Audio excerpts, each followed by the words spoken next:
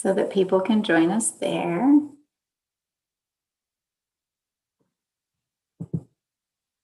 Great, thanks, Haley. So that people can join us there. All right. Okay, thanks, Haley. So that people can join us there. All right. Thanks, Haley.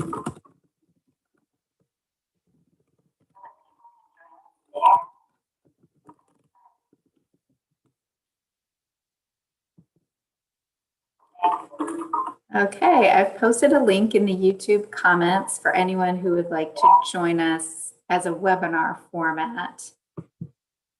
And if you join us on the webinar, you'll be able to post questions in the Q&A. And if you're here already on the webinar, then please feel free to make use of the Q&A at any time. Okay, I'm going to navigate to my slideshow, and hopefully everyone can see the slideshow. Is that right? I think it is. Yay, someone else has joined in. Great. Okay, so we are on our very last session. Oops, hold on. Of the Bible as Literature, number 4 of 4. So just as a reminder of what we've done, or if you're joining us for the first time, we are looking at one of 4 distinct ways of looking at the Bible, ways of reading the Bible, which are not mutually exclusive and which have all had value in my own life and continue to inform the way I approach the Bible. So these include liturgical reading, which we do a lot here at St. Paul's. That is public reading of the Bible as part of our worship.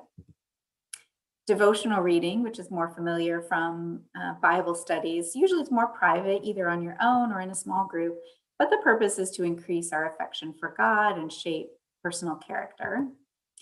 Historical critical reading. This is the dominant academic approach to biblical texts. And usually its purpose is to find the earliest form of a particular unit of biblical material and maybe something about its original context so we can understand it better. And then we have what's been the focus for the past few weeks here, literary reading, which is learning to recognize and experience the effects of specific techniques in biblical narrative and poetry. So the first week we did more of an overview, but we did talk about some features of biblical poetry. We might get to a reminder of some of those today. But then for the past 2 weeks, we looked at more specific techniques. The first of those was deliberately restricted vocabulary and thematic keywords. So this was focusing on particular well-chosen words and oft repeated words in biblical narrative. Last week, we zoomed out a little bit from particular words and focused on narrative patterns. So the narrative patterns include type scenes. So there are common features of engagement stories. For example, in biblical literature, there's always a well.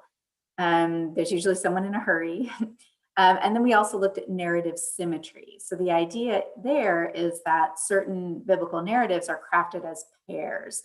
So you have insights about these if you read the stories side by side and notice their distinct differences as well as their important similarities. So if we get more out of them or notice things if we read them side by side than if we just read them independently of each other. Today, we're focused mostly on one technique, which is very tricky. So this is the technique of delayed narrative exposition. And don't worry, I'll explain what that is. Okay, delayed narrative exposition. So delayed, we know, means kind of held back, right? Narrative just means storytelling. And in this case, exposition means the process of revealing or exposing different pieces of information. So delayed narrative exposition means that one or more important plot points or just details, pieces of information is withheld from the reader and revealed later in the narrative. So that, something happened or there's some descriptive detail that the narrator says, I'm not going to tell you about that just yet. I'm going to kind of keep it in my back pocket and whip it out later. So this is a very common storytelling technique.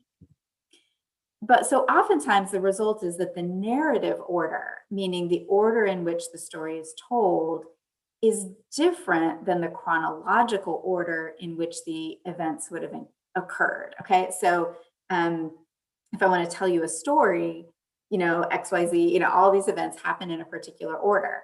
But when I tell you the story, I'm going to change the order in which I reveal each of these points. So I'll show you a little example of what I mean that's not biblical. So this is a true story that I'm going to tell you in two different ways. It's a very simple story, something that happened to me. So it's a story about shopping for peaches at the farmer's market. So so this first way, I'm going to tell you the story with everything in the exact order, in the same order in which I experienced it. So I experienced it in one order, and I'm going to tell you that story in the exact same order. So I went to the farmer's market. I bought a bag of peaches. The farmer who sold me the peaches said, you know what? These are the last peaches of the season. So this probably must have happened in very early September. It was a few years ago, so I can't remember, but surely it was the early September. I dropped the bag of peaches while I was walking home, and the peaches rolled very quickly down the hill. I used to live on a very steep hill. All right, so that's the story. Sad story, right? But I can make it even sadder by telling you the story, the exact same thing, in a different order. All right, so here's version 2. I went to the farmer's market. I bought a bag of peaches. I dropped the bag while walking home. The peaches rolled quickly down the hill. And you know what? The farmer had told me that these were the last peaches of the season. All right, so you see what I did there? I took the reported speech from the farmer, and instead of telling you that it happened when it happened, I saved it for the very end of the story. So on the one hand, we have the chronological order, meaning the order in which these events took place. And I put in boldface this little element that's going to move. So that's the first way that I told you the story. But then there's the narrative order of the second version of this story. And I've boldfaced that again. If you're looking at slides and can see them, you see that I moved that piece of information to the end of the story rather than I sort of delayed when I exposed it to you, to use the terms of this technique, rather than report it when it actually happened. So here's the effect, right? So the story ends on this note. These peaches are the last of the season. Okay, that's a quote, a quote from the farmer I bought them from. All right, so this is the kind of the way I've told the story, the closing tone or note of the story, if I tell it in this particular way. So I would say that the effect of ending on that note is that, so by withholding the fact that these were the last peaches of the season and revealing it only when the peaches are, you're picturing all these peaches rolling down the hill, right? I think it makes that last scene kind of more poignant and sad, because you realize when you're visualizing these peaches rolling away, you realize in that moment that this is not just a bag of peaches that's getting away from us. It's a whole season that's just slipping away, okay? So if I were telling the story, that's how I would tell it, because I want to end with an emotional punch. I'd be like, you know what? And they were the last peach, I couldn't just go back on Tuesday or Thursday and buy more, right? That's it. That's it. That's it for the year. This is how my summer ended, So telling the story in two different ways has a different effect on the audience or the reader. So biblical narrative makes use of this technique as well, but it's hard to notice, right? And it's the kind of thing that, it's easy to be critical of biblical narrative for this, because for some, at first glance, you might think like, oh, this is sloppy storytelling, right? They told things in the wrong order. But if we pay attention to the emotional effect in particular of this technique, then we'll appreciate it more as a conscious choice than just as a, poor editing. All right, so I'm going to walk us through 3 different biblical examples of this technique. And they go from simplest to most complex. So this first example is the story of Isaac and Rebekah having their twins, Esau and Jacob.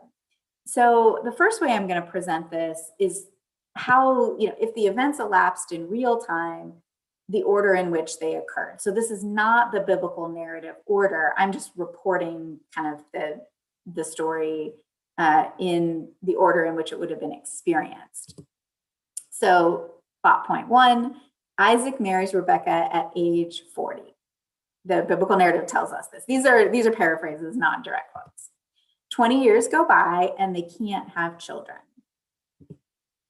Isaac pleads with the Lord for his wife, and then Rebekah gives birth to twins. Okay, so I think this is meant to be a happy ending. So this is, if we just wanted kind of the information, this is what it would be. 20 years of infertility, prayer, twins. All right. So now I'm going to tell the story again. I am going to rely more on the actual language of the biblical narrative here. This isn't every single verse, every single word of this passage. You can see it's Genesis chapter 25, verses 19 through 26. So that's only 7 verses, right? It's not a very long story. I cut it here so it would fit on the slide. But this is, somewhat close to the biblical language. So all these are direct citations, just with some pieces cut out. And Isaac was 40 years old when he took as wife Rebekah, daughter of Bethuel, sister of Laban, etc., etc. And then it goes right to this.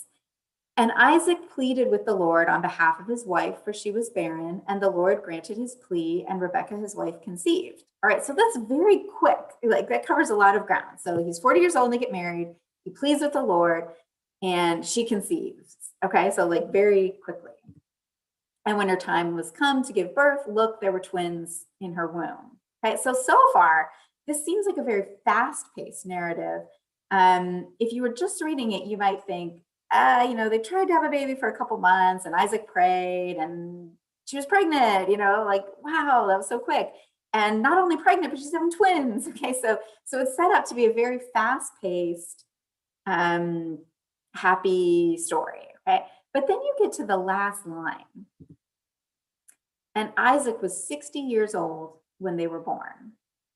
So if you do math quickly in your head, what you conclude is if the story started when Isaac was 40, and then we find out that the story ended when Isaac was 60, we realize that the events took a lot longer to occur than it first seemed when the narrator was revealing what had happened. So let me recap this, okay? So Isaac marries Rebekah at age 40, and this is the way in which it's told. Isaac pleads with the Lord for his wife. Rebekah gives birth to twins, and only then is when we find out that 20 years had gone by before they had children. All right, so the narrative order is different than the kind of lived or chronological order. Just as a reminder of that, in the chronological order, they get married, 20 years pass, they pray, they have twins. Yay, happy ending. The narrative order, though, is they get married, Isaac pleads, Rebekah has twins, and you know what? That whole process took 20 years. So I just want to emphasize this then, that the note that the story ends on is not, yay, twins are born, right? The note that the story ends on is Isaac was 60, is that this whole process took 20 years. So this is an image here of these twins being born. And there's some pain in this image too, right? And I think that is reflected in the way that the story is told.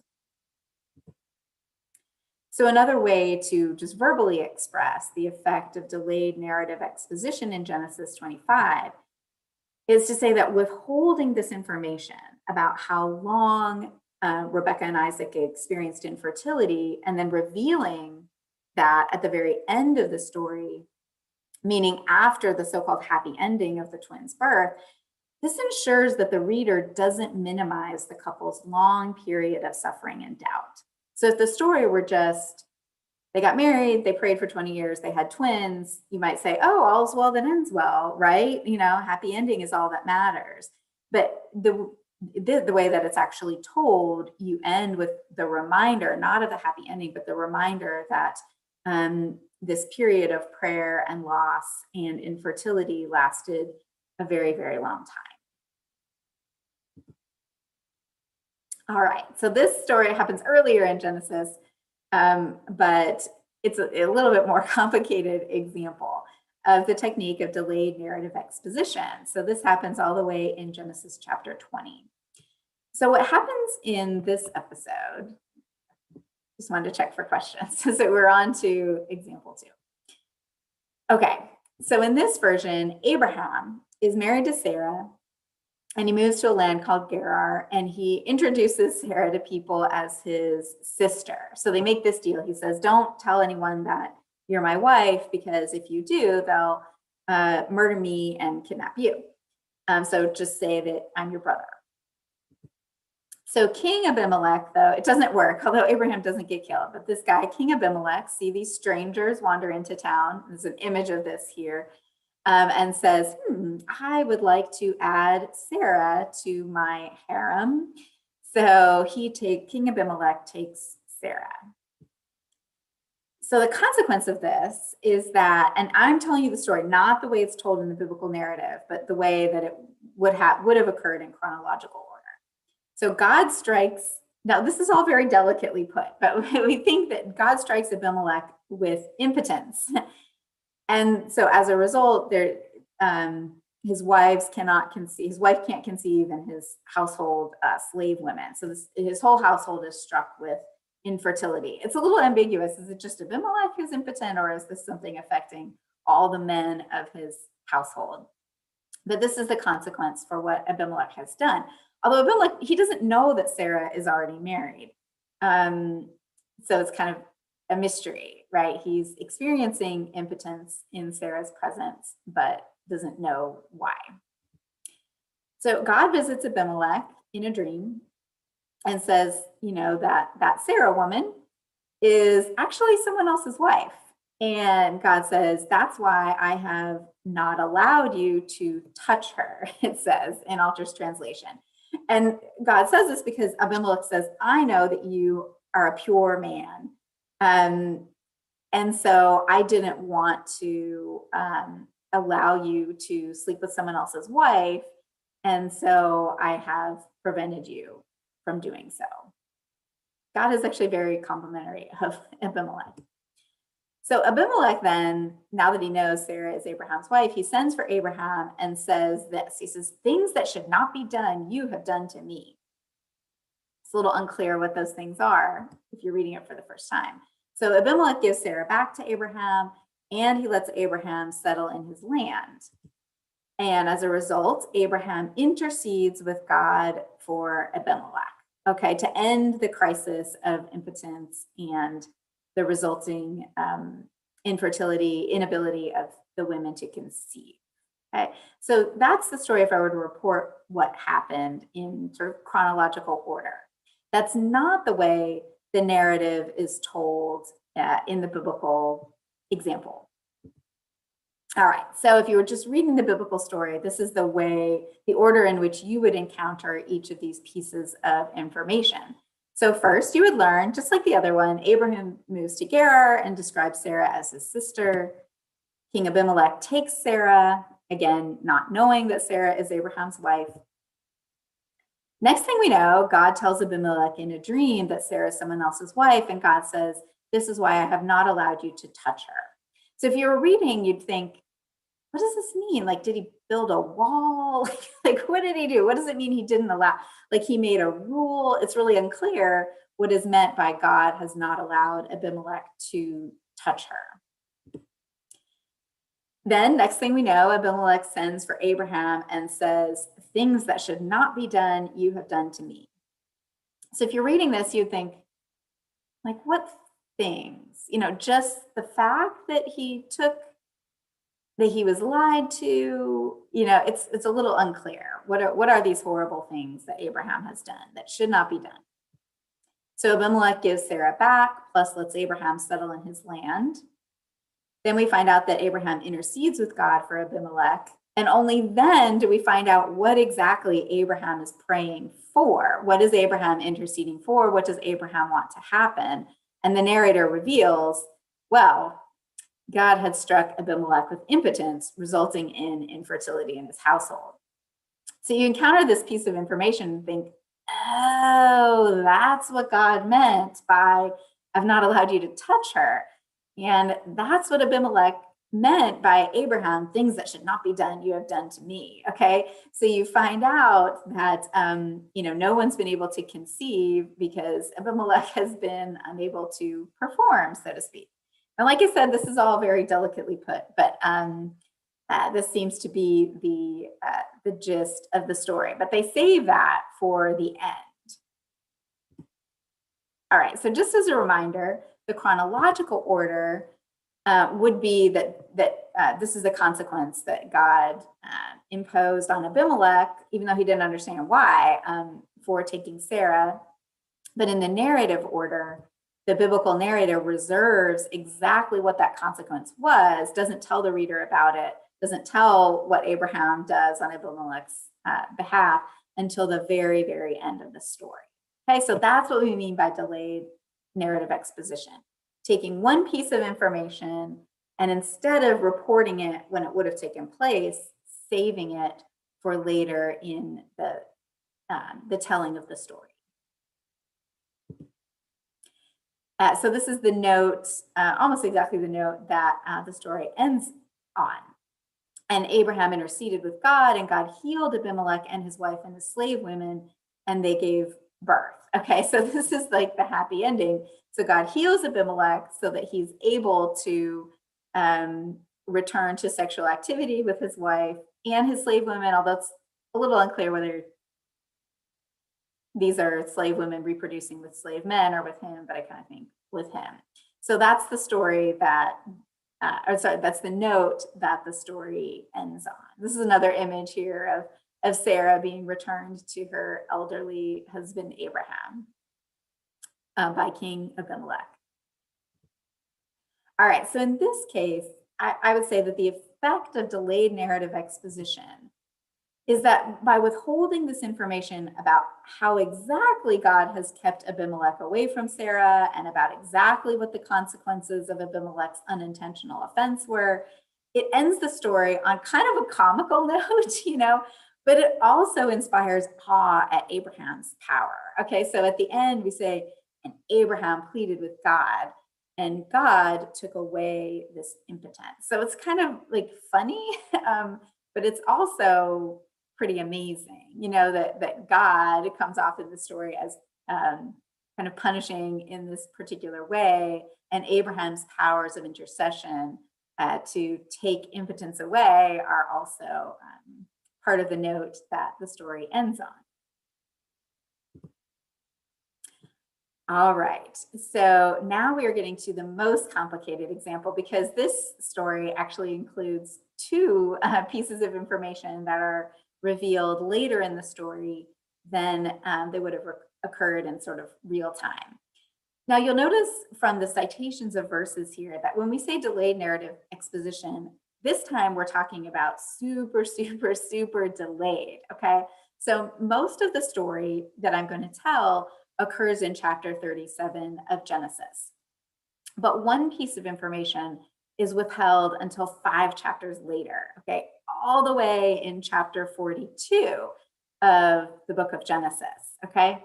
So in the meantime, so we talked a little bit about Joseph in the thematic keywords session 2 weeks ago, but just as a reminder, Joseph is the second to youngest, very much favored son of his father Jacob, also known as Israel.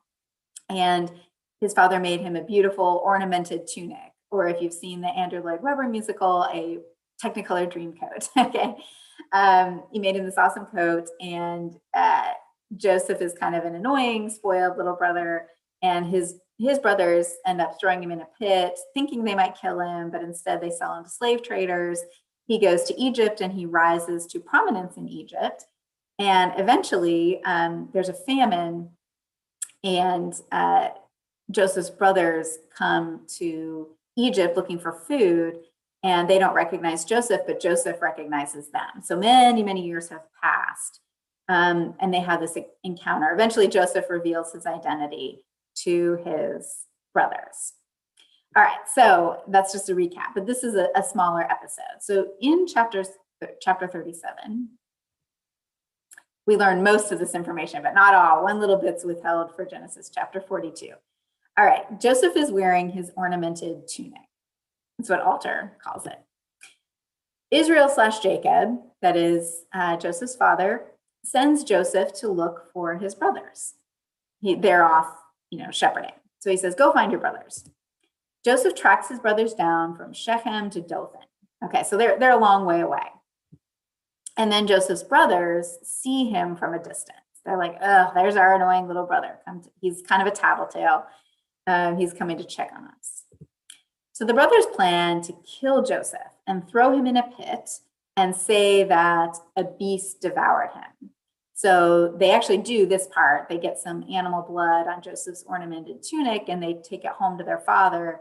That's what's being displayed in this image. One of the brothers, so first he's being thrown in the pit, and then one of his brothers is showing Jacob the bloodstained garment, saying, I guess an animal ate him. Reuben, though, one of the brothers, intervenes and says, let's not kill Joseph, guys. Joseph pleads with his brothers for his life, but they don't listen. Joseph's brothers strip off his tunic and they fling him into a pit. And then Joseph's brothers sell him into slavery. So this is the way that the story would have gone down, kind of in real time. Now, that's not exactly the way that this story is told in the course of the biblical narrative. So in this case, what we learn first is that Israel/Jacob, Joseph's father, sends Joseph to look for his brothers. That's how this episode starts. He tracks them down from Shechem to Dothan, and Joseph's brothers see him coming from a distance. The brothers plan to kill him and throw him in a pit and say that a beast devoured him. But Reuben intervenes and tells them not to kill Joseph. Joseph's brothers strip off his tunic. And it's only then, I listed this as a separate kind of point of information, but it's only then that we, the readers, realize for certain that Joseph is even wearing that ornamented tunic. Okay, we didn't know that before. Joseph's brothers fling him into the pit. They sell him into slavery. And then it's not until 5 chapters later, you guys, that we find out Joseph pleaded with his brothers for his life, but they didn't listen. So if you were reading this biblical narrative just in Genesis chapter 37, you might notice, like, gosh, did Joseph fight or anything? The narrator doesn't tell us. The narrator wants to save that piece of information for much, much later in the story. So if you just did a Bible study of Genesis chapter 37, Joseph might come off to you as kind of weak and passive. And you also might not realize how very cruel his brothers were. They didn't just as they reported it, they just threw him in a pit, It's only later that you realize they didn't just throw him in a pit. They threw him in a pit while he was screaming and crying, and they were refusing to listen to him.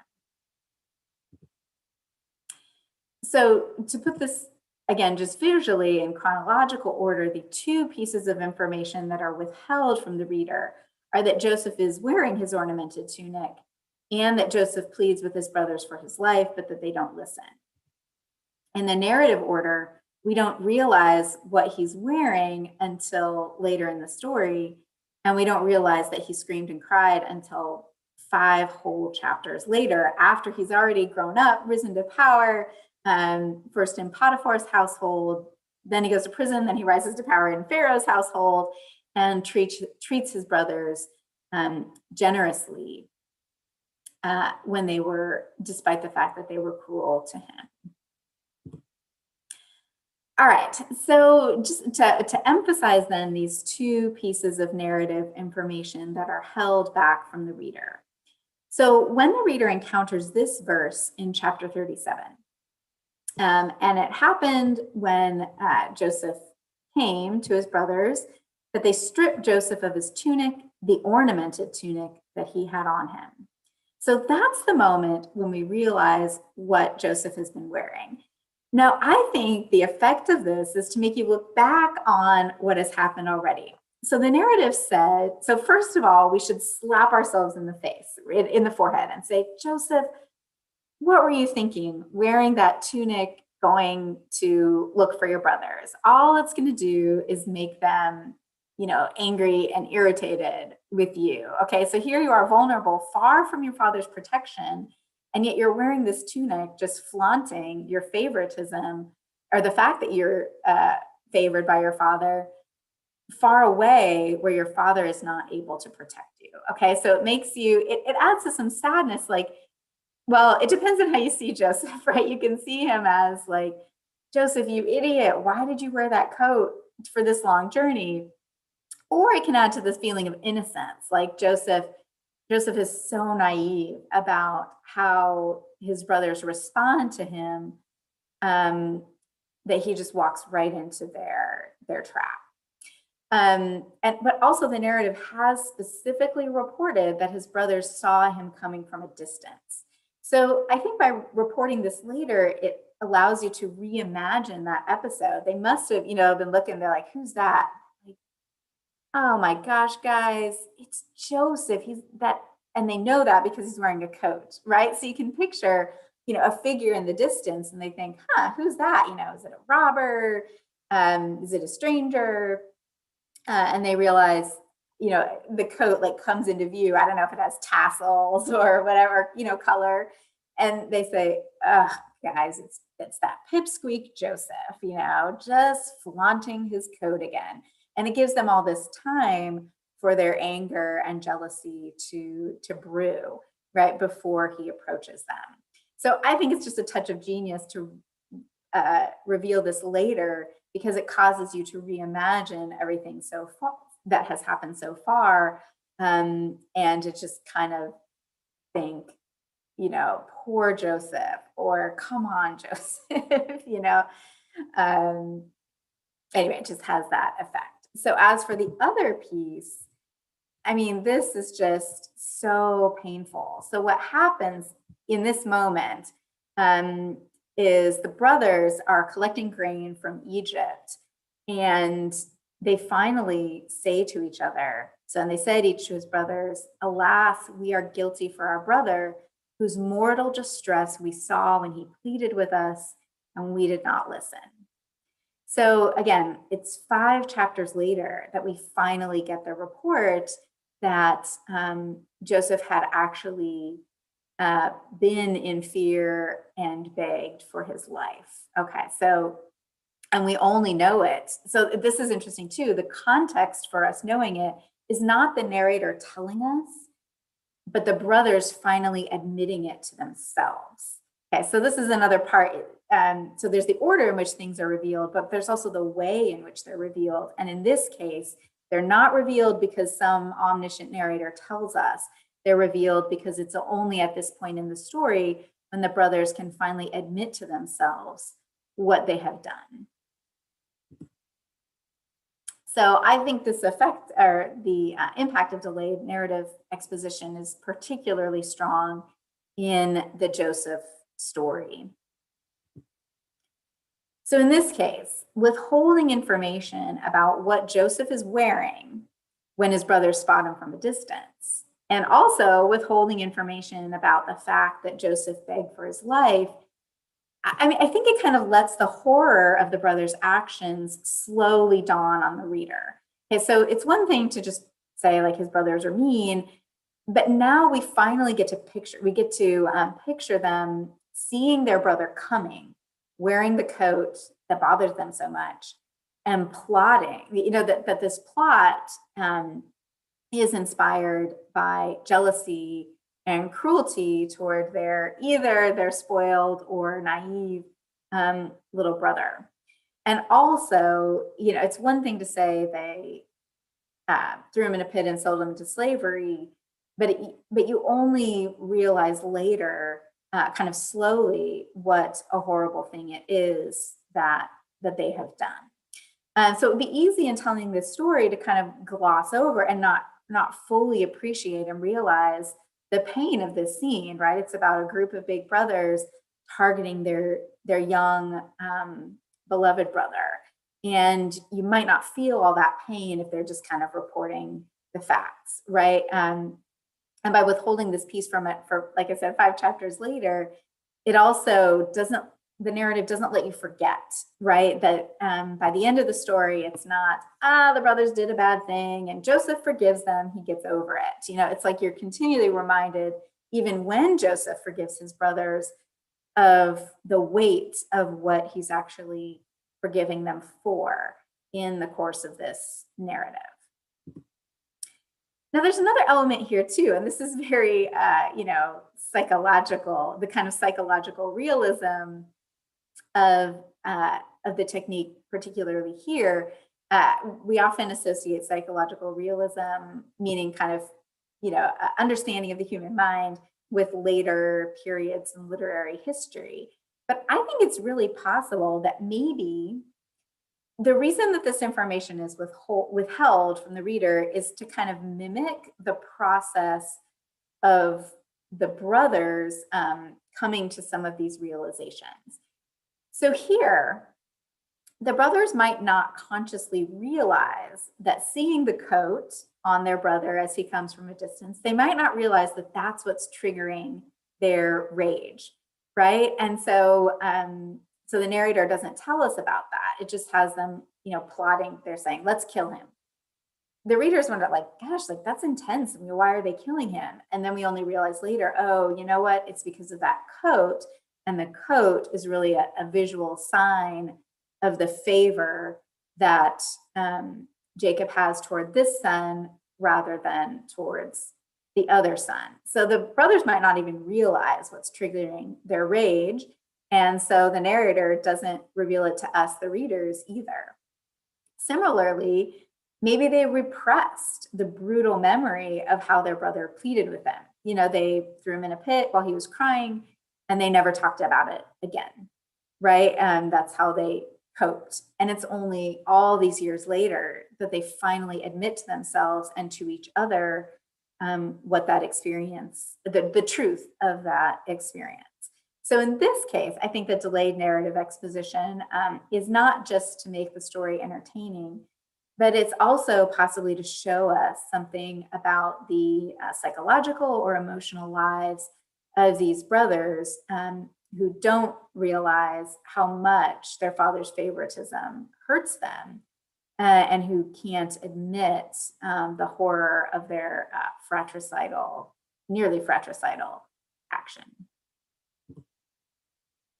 All right, so here are some questions to ponder based on this particular technique. So when we put more emphasis on the events of biblical narratives than on the order in which events are revealed, what do we miss? So here, there's lots of opportunities to read about Bible stories and to see movies of them, right?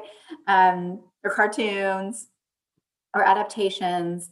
But often the point there is the content of the story and not the order in which they are revealed. So here I've emphasized the order in which each of these events are revealed rather than just the facts of what happened as reported. And then, as we always say, what does attention to the Bible's literary features reveal to us about God?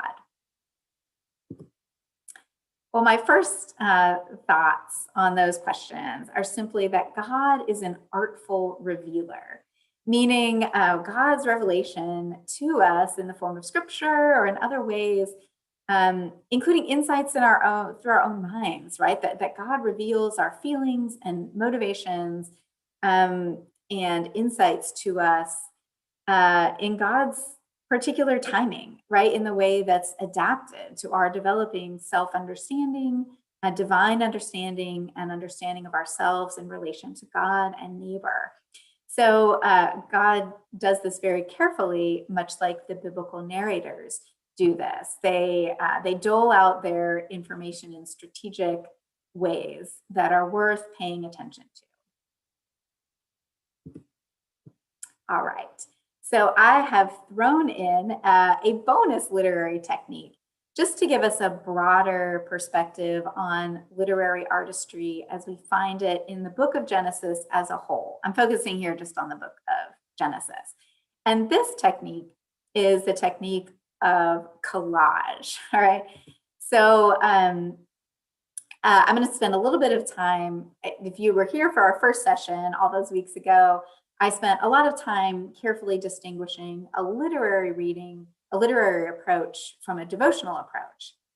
I'll say it again, just because it bears repeating. These can mutually strengthen each other, as I've found in my own life, but I distinguish them just so we can understand what's unique about a literary approach. So here, I'm going to spend a little more time distinguishing a literary approach from that historical, critical reading of the Bible.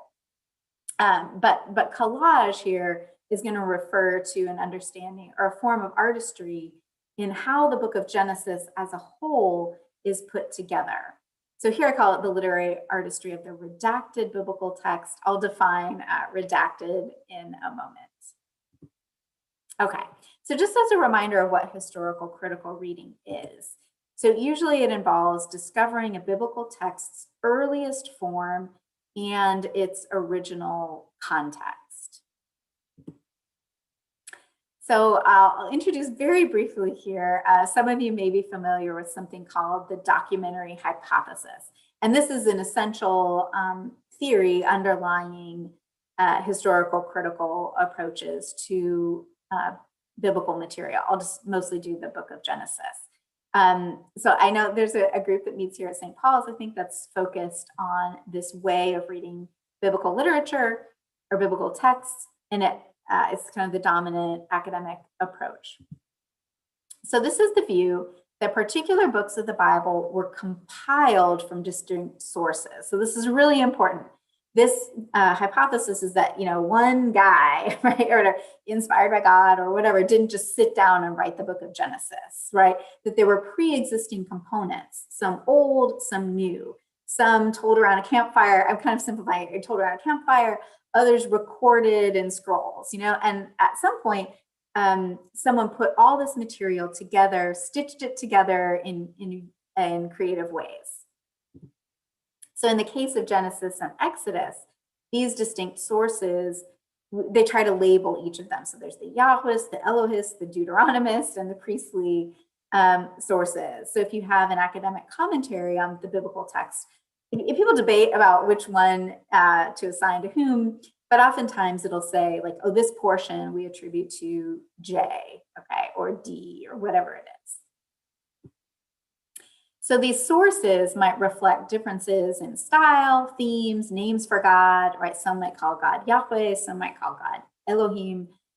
And in the case of later biblical, like 1 Samuel, 2 Samuel, some people think like the different sources had different political agendas. Some were pro-monarchy and some were anti-monarchy. But this is the idea. You take a biblical book and you kind of divide it into its separate parts. So this is one of the most famous examples. So the first 3 chapters of Genesis they have some discrepancies, so they are attributed to different sources. So to the P source, the priestly source, we see the features of this literature, including lots of parallelisms, meaning phrases repeating, short, simple sentence structure. God is called Elohim. Animals are created before human beings, and God creates using words. So in Genesis, a little later in Genesis chapter 2 and chapter 3, we see complex sentence structures. God is anthropomorphized, meaning has more human character, like walks around in the garden and stuff, works with God's hands, God's divine hands. God is called Yahweh Elohim. And then the order is a little different. God creates Adam, then animals, then Eve. God creates like a craftsman. Okay, so in a historical critical approach, you would say, like, look at these strong differences, stylistic differences, terminological differences, theological differences. Some might think these reflect kind of a different source material. And then they say, one was preserved in a more ritual, religious context, and the other maybe more like a tell it around the campfire type of context. So that's what a historical critical approach, just very briefly, might do. So the redacted text, though, refers to the book of Genesis as we have it today, right? And so the theory here is that editors, mostly active in the 6th and 5th centuries BCE, integrated all these pre-existing oral and written sources into, and made it the book of Genesis as it's been handed down to us in written form. So redactors are those editors who put everything together. So the redacted text is the biblical text in its current composite form, meaning assembled from several component parts. Okay.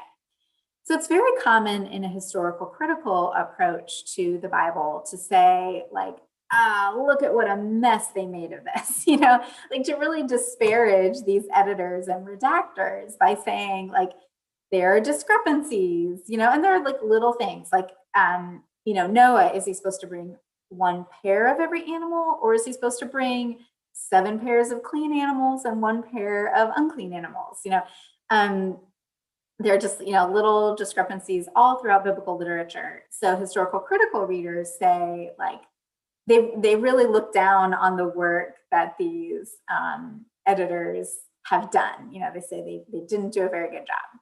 Supposedly, right?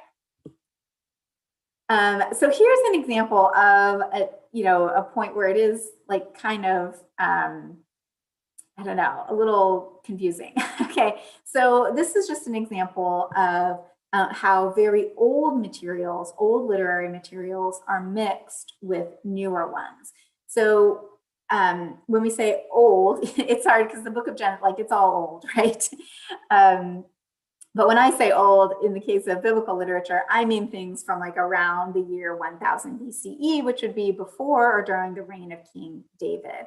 And then later biblical literature would be from like the 5th and 6th centuries BCE. So here's an example of a very old piece of biblical literature.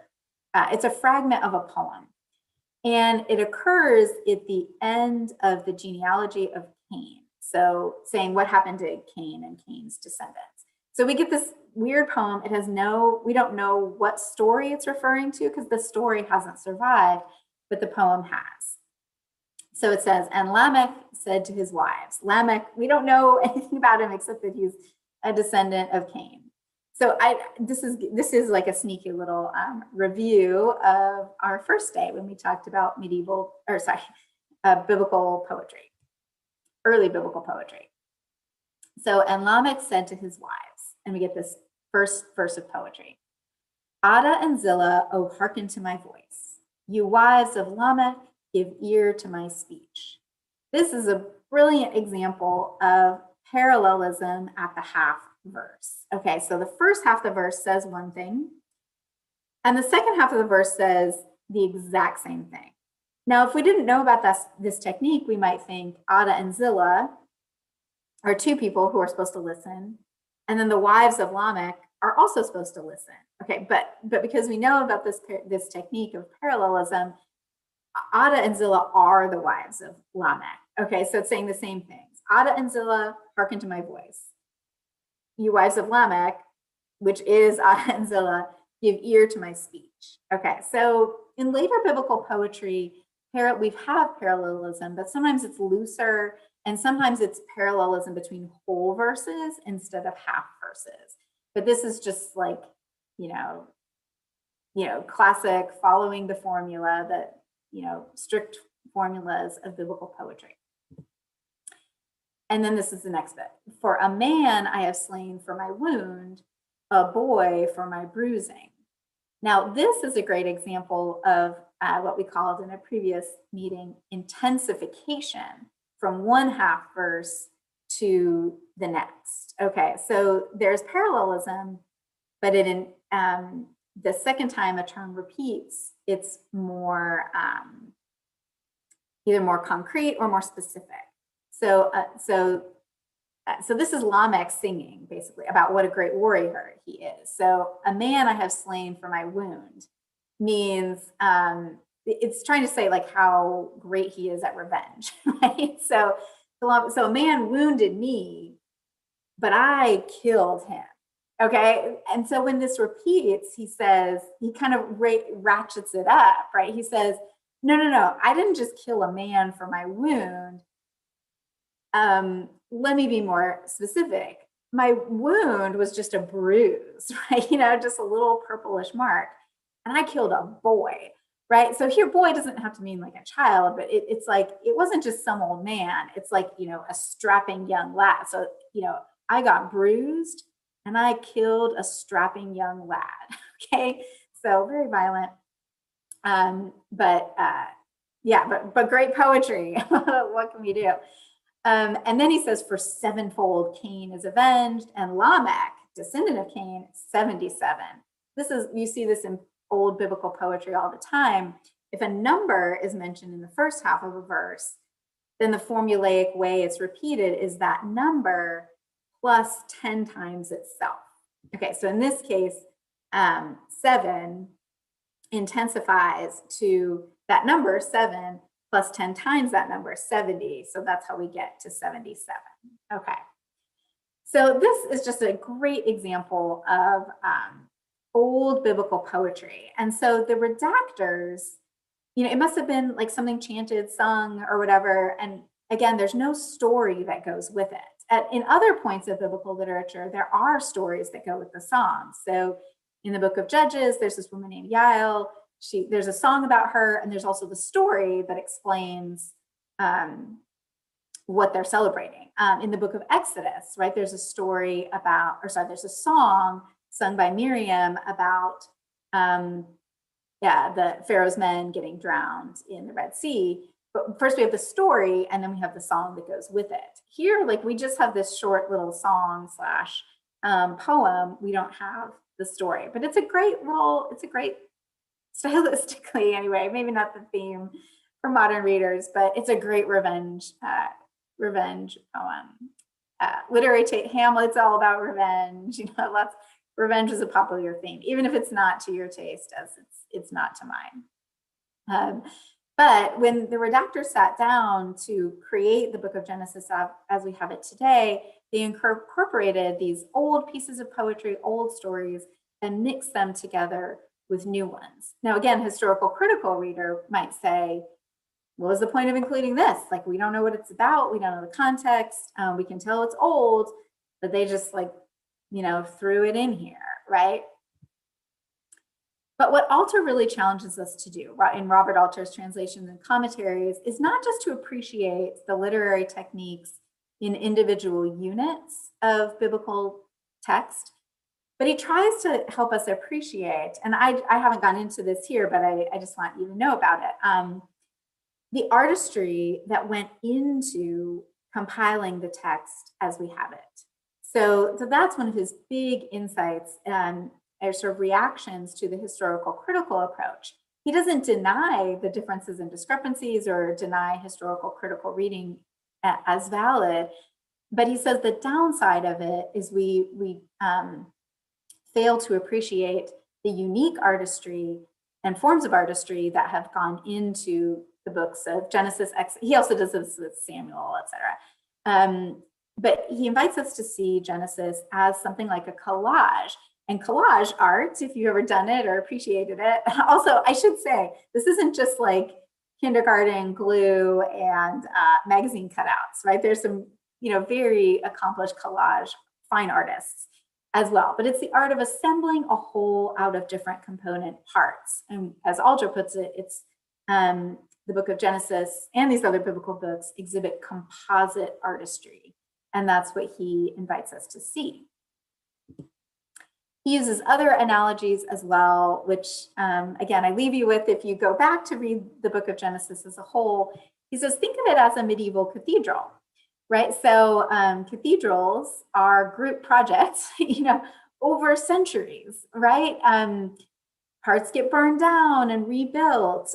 New architectural techniques get invented to allow for more light. So if you've ever had the privilege of touring a medieval cathedral at York or Notre Dame or the Duomo in Florence, you would hear a tour guide give you stories about when different elements of the cathedral were constructed over time. So the analogy to the book of Genesis is that it's not something that someone just sat down and wrote. It's something that took centuries and centuries of contributions to develop. Another way to think of the book of Genesis, again, this is Alter's analogy, is as a Hollywood film. This is the Academy Award-winning team behind the Korean film Parasite. But I put it here just because if you watch movie award shows, which I have not done for years and years, but you'll know that people come up, all these people come up and accept an award together. It takes a lighting team, an editing team, right? It's not just the actors or the screenwriter. It takes a collaboration of a lot of editors. So Genesis is similar. So none of these analogies are perfect, but I think it's great to emphasize the role of editing. Which scenes do you put together? And sometimes there are bloopers, right? If you've ever seen, you can see compilations of these, like someone's holding a coffee cup in their right hand in one scene, and then in real life, they took a break and came back and oops, he's holding it in the left hand in the next scene. So bloopers like that happen in biblical literature as well, right? But the point is not, it doesn't ruin the experience of appreciating these texts as a coherent whole. So more questions to ponder related to this particular technique of collage. When we put more emphasis on the component parts of Genesis and on the discrepancies among them, which is very typical in historical critical reading, what do we miss? And what does it, again, as I always say, what does attention to the Bible's literary features reveal to us about God? And in this case, when I say literary features, meaning the feature of the book as a whole, Genesis understood as a collage that took centuries and centuries to develop. Well, if you remember, but if you don't, it's okay. This was lovely about adult forum. There's no tests or anything. Way back when I talked about deliberately restricted vocabulary, I talked about the repetition of the word appeared in the creation story when the dry land appeared, and then at the end of the flood story when the mountaintops were visible or appeared, right? And repeating that word helps the reader to recognize that the world after the flood is a new creation. And so God's first strategy for repairing the world is to wipe everything out and start over from scratch, rather than working with what God had. Now that's a theme that goes on through biblical narrative. And I think it pretty much comes to an important transformation by the end of the book of Exodus, when God is mad at the people for making a golden calf.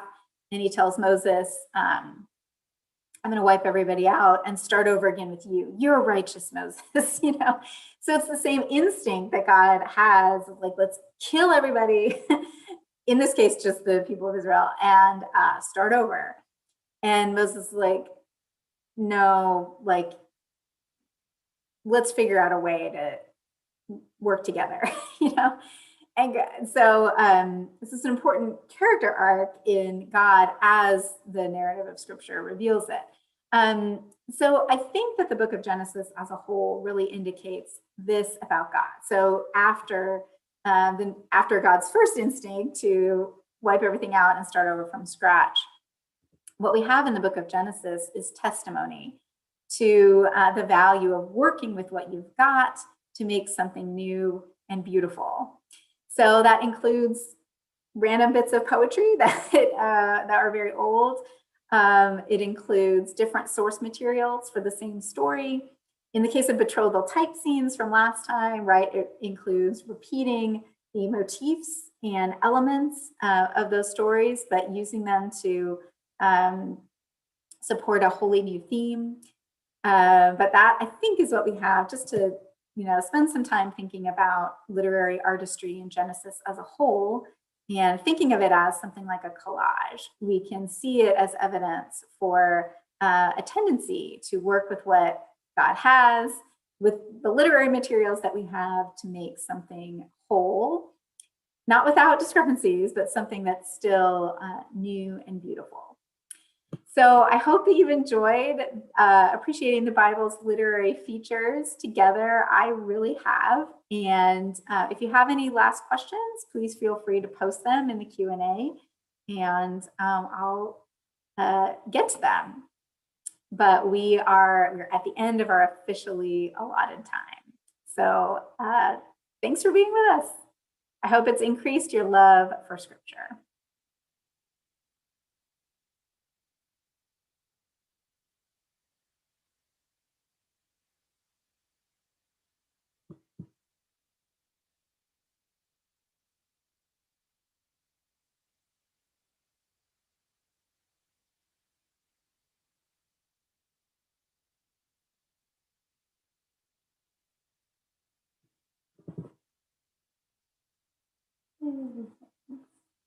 Good. See a comment on reading the Bible differently with fresh eyes. Good.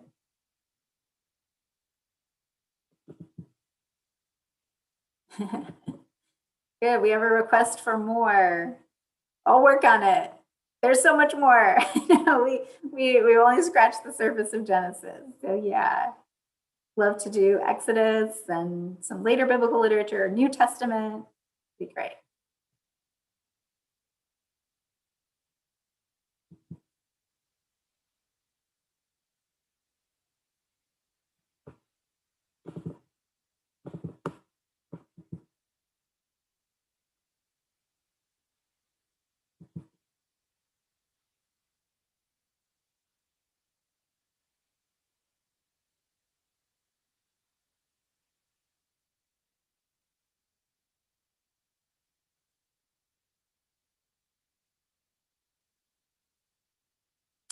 All right. Well, I think one more.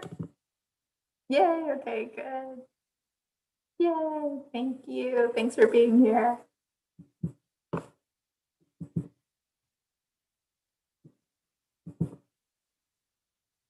All right. Well, I'm going to go ahead and wrap it up. Please feel free to email me if you have any other questions.